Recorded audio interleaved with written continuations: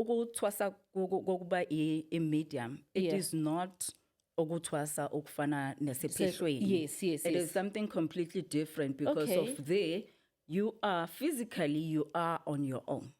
Hebo. Yes. It's like a self-initiate. In a way, I don't want to use self-initiate yes. because Yeah.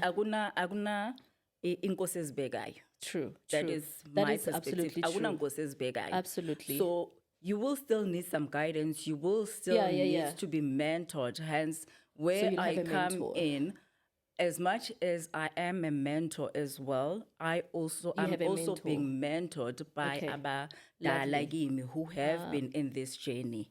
Okay. Yes. So like I see you've got these nice, beautiful bracelets. Yes. I see people actually wear them a lot, but it's so strange. I only see a lot of light-skinned people wearing these things.